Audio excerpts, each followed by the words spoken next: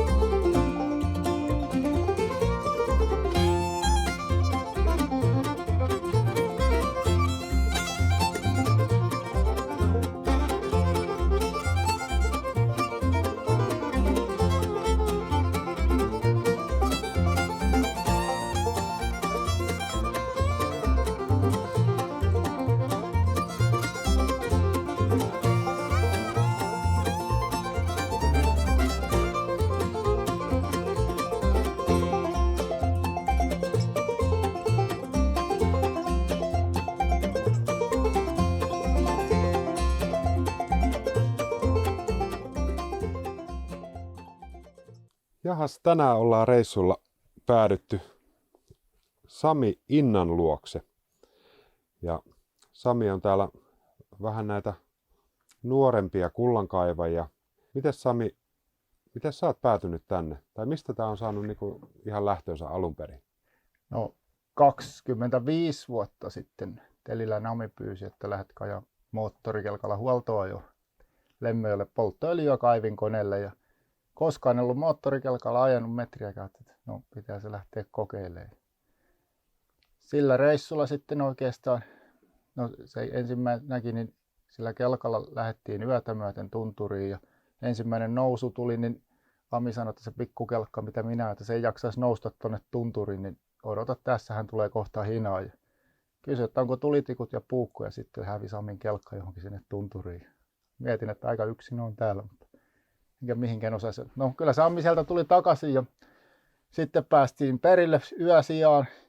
Se oli sellainen, ei mikään luksushuvila eikä sähköä tietenkään mitään. Puoliksi maan sisään kaivettu, kun se lumenalta sieltä löydettiin sinne. Ja joku siinä sitten alkoi. Ja sitten tein kesällä kaverin kanssa muutaman reissun siinä melkein sen jälkeen. Ja sitten oli pitempi tauko. Ja se aina vaan niin kuin mielessä oli, Ami aina välillä kysyi, lähdekö taas käymään, lähdekö käymään. Ja sitten jotenkin sain oman pojan, Junno oli silloin 14, niin houkuteltua mukaan. Ja no se innostui hommasta yhtä paljon kuin minä. Ja sitten sillä reissulla oikeastaan ruvettiin tätä paikkaa, missä nyt ollaan, niin kattelee. Ja se sitten niin kuin oikeastaan lyötiin se kauppakin lukkoon jo siinä. Se jäi sitten. Niin, eli tämä on oma valtaus. Joo, tämä on vanha, tämä on koneella kaivettu, oli yksi osuus kaivospiiristä, mikä nyt sitten, kun konekaivuu loppui, niin haettiin kullanhuuhdontalupa. Ja on saatukin jo, että nyt on 10 vuotta sitten ainakin tuomio jäljellä. Mä oon itse ihmetellyt sitä, että kun tämä on aika monipuolista hommaa, kaikkinensa, välineet, se tietotaito, miten työtä tehdään, veden saaminen ja kaikki muut, niin mistä ihmeestä ne kaikki tieto sitten kasautuu, että pystyy tekemään? Se oikeastaan tämä porukka täällä on semmoista, että täällä saa niinku sitä apua ihan pyytämättäkin ja neuvoa. Ja tietysti sitten toisilla on parempia konsteja kuin toisilla ja mitkä on sitten hyviä, niin ne pitää itse siitä karsia itse pois. Ja sitten täällä, se on yksi tämän homman hienoja puolia, täällä tulee semmoisia oivalluksia, aha-elämyksistä, näinhän se pitääkin tehdä, että ei se. Mutta se niin kuin, että tämä on tosi avuliasta neuvovaa porukkaa ja melkein kun johonkin menet, niin aina tarjotaan kahvia tai jotain, vaikka tietää, että kaikki ne tänne on itse raahannut, kantanut mukana, että niitä ylimääräistä vieraita varten kyllä oikeastaan varmaan kukaan nyt tuo. Mites vaikea oli tottua tähän elämään täällä, kun pitkät on etäisyydet kauppoihin ja muuta, niin onko se tuntunut missään vaiheessa hankalalta?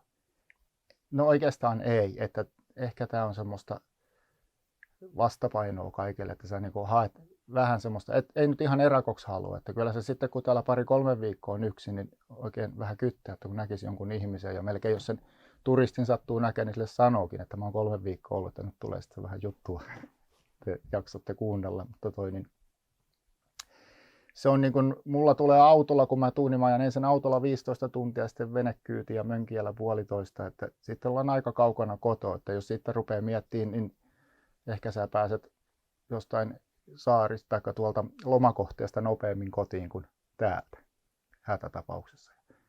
Ja se on niin kuin se matka, joskus siinä matkalla miettii, että onko tässä mitään järkeä, kun istuu se 15 tuntia yksinänsä ajaa ja kuuntelee jotain äänikirjaa tai jotain, mutta sitten niin se ensimmäinen aamu, kun herää täällä ja tajuaa, missä on, ne loppuu ne kiiruut ja sitten ne loppuu myös ne murheet, kun sen oikeastaan oppii parina ekana, varsinkin tuon moottorikelkan kanssa, kun rähjää tuo hangessa eikä oikein osaa vieläkään sitä ajaa, niin eihän se täällä auta se yhtään, vaikka sä kuinka paljon kiroisit ja potkitsit sitä kelkkaa, niin itse sun se siitä on saatava ja vietä.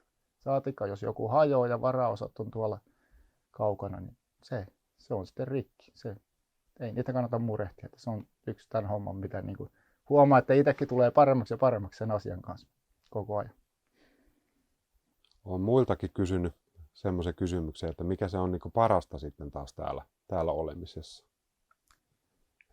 Ehkä se on se kokonaisuus. Toi kullankaivu, niin se on yksi osa tätä juttua. Ja no, onhan se, kyllä se sitten vaan, kun sitä rupeaa kaivaa, jos ja sattuu vaikka rännissä jonkun näkeen, niin siitä tulee uutta intoa koko ajan. Ei se, mutta se on jotenkin, mä en tiedä, onko se, voiko se sanoa terapiaksi tai joksikin, mutta kyllä se, niin kuin se kaikki se täällä oleminen ja no, luonto, mitä täällä näkee. Ja sitten sä oot kuitenkin aika lailla sen luonnon armoillakin. Että joku kova ukkos, ukonsa sataa vettä ja ukkostaa salamoja. Ja ne on aika lähellä tässä sitten, että se näkyy täällä ihan eri lailla. Taikka talvella, kun lähdet yöllä käymään kämpästä Kuusella, niin pitää koko ajan nähdä kämppä, et eksy, kun lunta tulee vaakasuoraan ja on pilkkopimeitä ja jäljet peittyy sitä mukaan, kun kävelet. Niin siinä tuntee olevansa semmoinen niin sen luonnon armoilla, mutta sen kanssa pärjää. Mites täällä pystyy hemmottelemaan itseensä? Onko se joku tietty elintarvike tai? Mä oon oikeastaan aika huono viinamies, mutta kyllä täällä saunottelee yksinänsä tossa, kattelet revontulet, juot siinä yhden mäen olutta jo yhden lonkeron taikka sitten jonkun kuuman rombitotin, niin se riittää mulle. Enkä tupakoi, mutta ehkä täällä voi joskus semmoisen pikkusikarin poltella siinä yksinänsä omien ajatustensa kanssa. Se on se. Poika on siis täällä mukana aika useasti. Nyt ei sattunut juuri tällä kerralla olemaan, mutta näyttääkö siltä, että pojasta tulee vielä kovempi kullankaivaja kuin isästä? En tiedä. Voi olla, että ajattelee semmoinen nyt jo parikymppinen kohta ja murrosikäisenä täällä, niin ei niistä joka jannu tänne lähtisi. Ja täytyy ihan sanoa, että ei niistä jokainen jannu täällä pärjäisken kyllä. Että kyllä se pitää olla jotain omanlaistansa, että varsinkin talvisin se kelkkatouhu ja se. Ja kyllä se huomaa, että täällä taas niin se niin kuin tuommoisella nuorella, varsinkin silloin kun se oli siinä semmoinen mopoikäinen semmoinen, niin kun se puhelin ei toimi ja sitä, niin se, kyllä niilläkin vaan se aika kuluu ja on sitä tekemistä. Ja semmoinen, täällä ei tarvitse niin kuin esittää kellekään mitään. Muutenkaan tietysti, mä oon aina noiden nuorien puolta pitänyt jollain lailla ollut. Että ne on omanlaisensa, me oltiin omanlaisiansa silloin, mutta se on niiden touhu ja niiden aikaa. Mutta kyllä se huomaa, että tämä on semmoinen vähän niin kuin, voisiko sanoa, lepopaikka niillekin. Tai ainakin tuolla oman pojan kohdalta voi sanoa. Mahtuuko elämään sitten jotain muita, jos tätä nyt voisi lukea, että tämä on harrastus, niin onko muita harrastuksia? No ei mulla oikeastaan, että ne on sitten mennyt noiden lasten harrastusten parissa tähän saakka. Että nyt rupeaa olemaan 20 päälle molemmatkin, niin sitten niin ne rupeaa jäämään siinä pois. Mutta siinä, että tyttären lentopalloharrastuksessa olin mukana, valmensin sitä touhua ja kulin siinä 10 vuotta ja poika sitten taas oli moottoriurheilumiehiä, motocrossia, niitä kierrettiin ja niitä reissuja. Niin ehkä ne oli siinä sitten ja nyt on sitten taas lapset lähtee kotoa jossain kohtaa, toivottavasti ainakin, niin tämä on sitten sille vastapainoa, mutta tietysti se olisi hienoa, kun ne saisi tänne mukaansa, että poika nyt on käynyt, tyttö ei ollut ikinä mukana, mutta eikä ole kyllä ollut vaimo. Vaimoa ei ole saatu tänne mukaan vielä. Ei, se perustelee sen sillä, että sillä on hevosia kotona, että hän on niin paljon kiinni niissä hevosharrastuksissa niissä. On se luvannut lähteä joskus käymään ainakin. Katsotaan, miten sen lupauksen kanssa käy. Toivotaan, että tulee.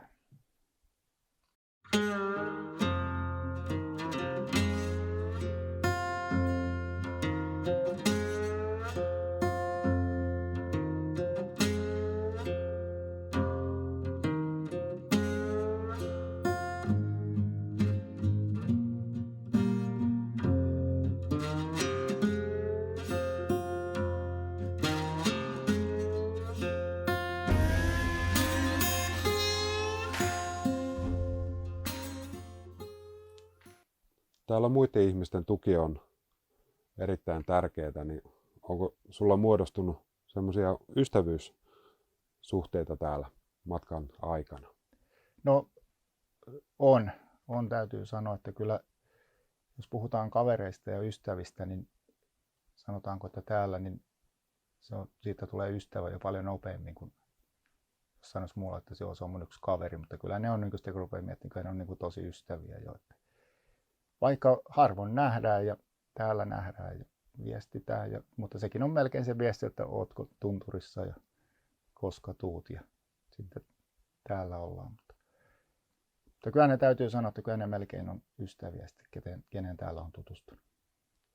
Niin ja puhuit siitä, että kun käy kylässä, niin heti tarjotaan kahvit ja muuta. Että se ei ole ehkä semmoista tyypillistä, jos mietitään kaupunkiasumista. Niin siihen verrattuna. Ei. Että sitten jos mennään kylään, lähdetään kahville, mutta kun sitten taas itse ajattelet, että sen jokaisen leipäpalan ja kahvipaketin, niin se on työn takana, että sen tänne saadaan, niin ei niitä kukaan niin kuin kahvipullia ja leipomistarvikkeita tänne sen takia, että tulee naapurit kahville.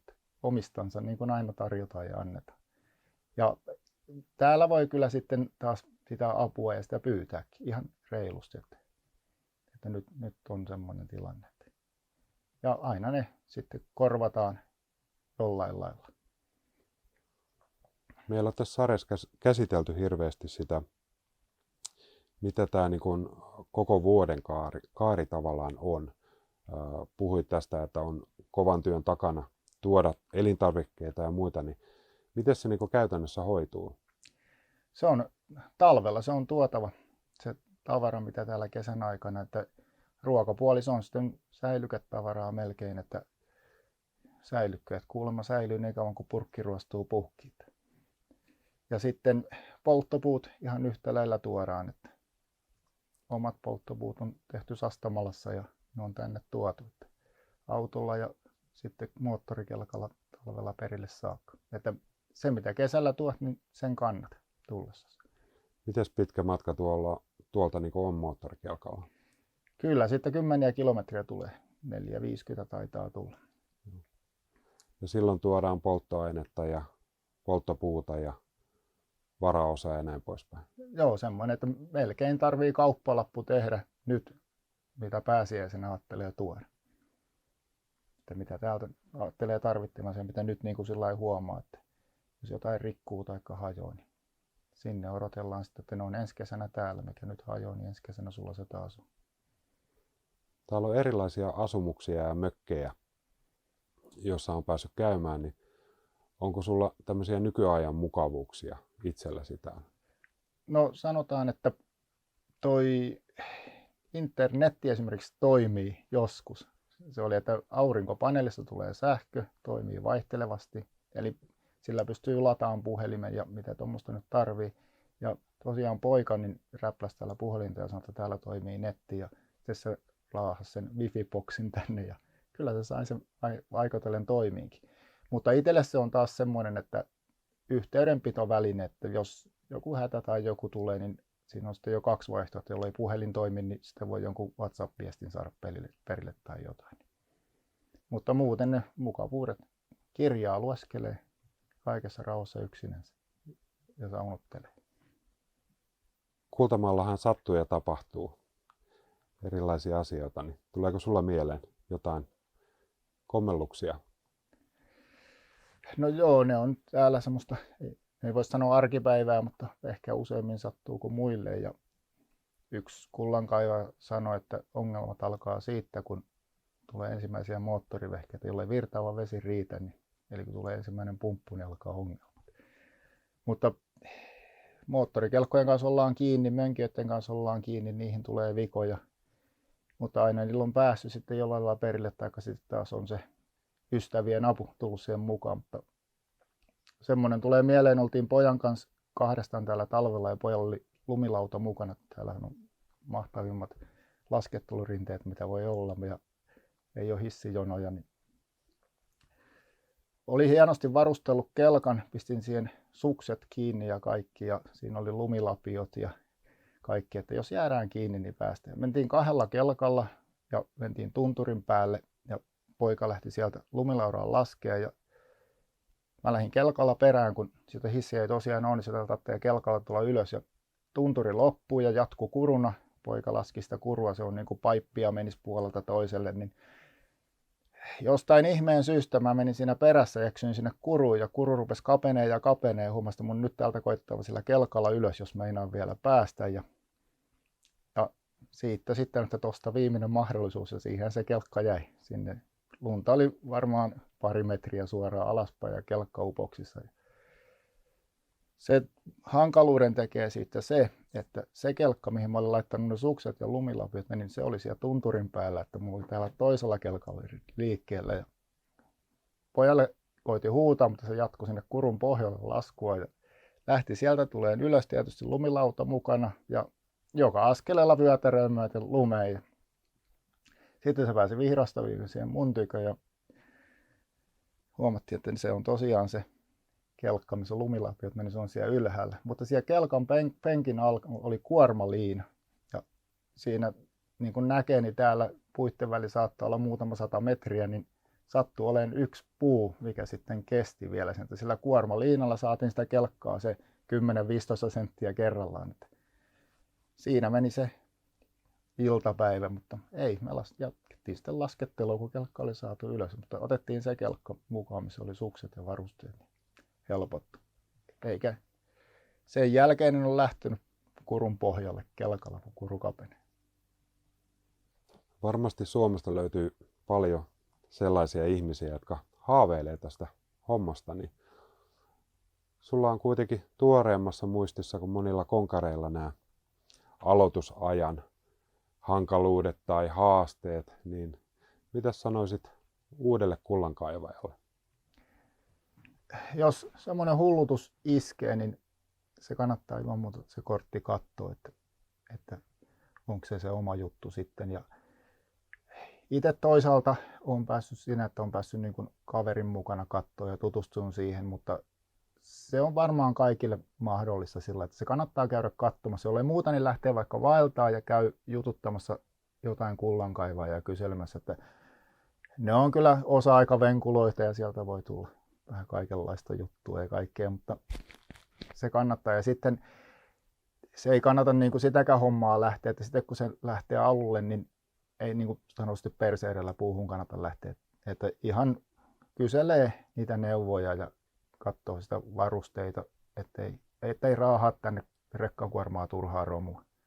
Että pienellä tulee toimeen, pienellä pärjää. Ja sitten se paperisota, sitä ei kannata pelästyä. Sitten on kaikki selvinnyt peruskoulupohjalta. Ihan, että se vaikuttaa vaikealta, mutta siihenkin saa apua. Kullankaivajan liittostakin saa neuvoa ja sitten neuvoja löytyy siihen. Mutta kyllä niin jos semmoinen tosiaan jollain tulee mieleen, niin kannattaa ilman muuta se katsoa ja kokeilla, tutustua siihen hommaan. Suosittelen, mutta koukuttavaa se on, että helposti siihen jää nalkkiin. Kiitoksia tästä haastattelusta. Kiitos. Olipas mukava keskustelu Samin kanssa. Samista kyllä huokui sellainen harmonia, onnellisuus ja varmasti tällä paikalla on näppinsä pelissä sen asian suhteen. Itse kun olen täällä aikaa viettänyt ja miettinyt sitä, että mistä johtuu se, että stressi katoaa, yöunet ovat paremmat, niin varmasti siinä on jotain tekemistä puhtaan ilman kanssa, tai sitten se on tämä voimakas luonto, mikä täällä on ympärillä. Ja varmasti näiden yhteisvaikutus on se, mikä vie pois sitä kiireen tuntua, ja no totta kai tietysti hiljaisuuskin voi olla yksi sellainen osatekijä. En kyllä yhtään ihmettelisi, vaikka löytäisin vielä itseni täältä kullankaivajana. Kyllä nämä sen verran houkuttavia nämä tarinat ovat, ja niin kuin Sami tuossa puhui tästä koukuttavuudesta, niin tänne on kyllä helppo jäädä koukkuun. No, tulevaisuus sen näyttää sitten.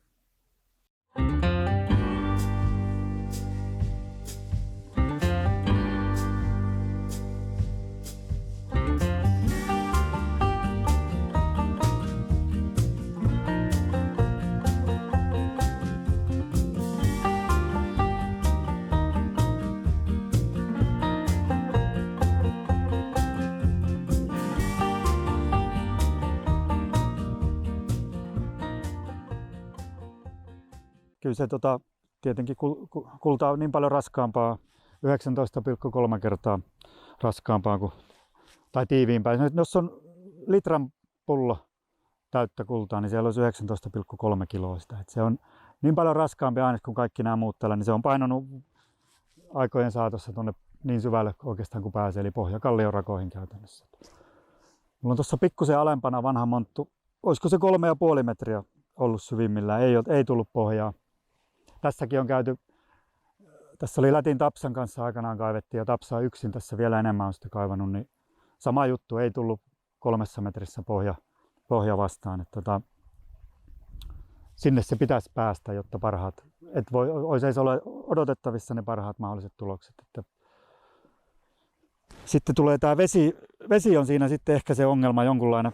Että niin kuin näkee, tätä nyt on tässä jo 1,5 metrin syvyydessä alkaa tulla vettä monttuun ja veden alla ei oikein pysty kaivamaan. Eli se pitää olla tässä näkyy, tämä on niin sanotusti viemäriä, kun se monttu on tuolla 5-10 metrin päässä, niin siellä pitää pystyä kuivana työskentelemään. Eli tämä veden pitää päästä valumaan montusta pois. Että tätä pitää jatkuvasti lapioida auki. Tulva tuo tänne uusia maita ja nuo omat rännin perämaat tulee myös helposti tukkeeksi. Nyt 3 kertaa ehkä ainakin pitää käsitellä se sama maa, kun se irrottaa tuolta penkasta, lapioi ränniin ja sitten vielä täältä rännin perästä, eli 4. kerta lapioi sen maan tänne penkalle. Ja monesti käy niin, että sitten kun on lapioinut sen joutomaa kasaan johonkin kohtaan, niin sitten 2 vuoden päästä tajuaa, että se on nyt tiellä, että se kulta on siellä alla, niin sitten se 5. kerran kärräät kottikärryllä jonnekin sivuun tai muuta. Että ei ole 1 eikä 2 kertaa, kun niinkin on käynyt.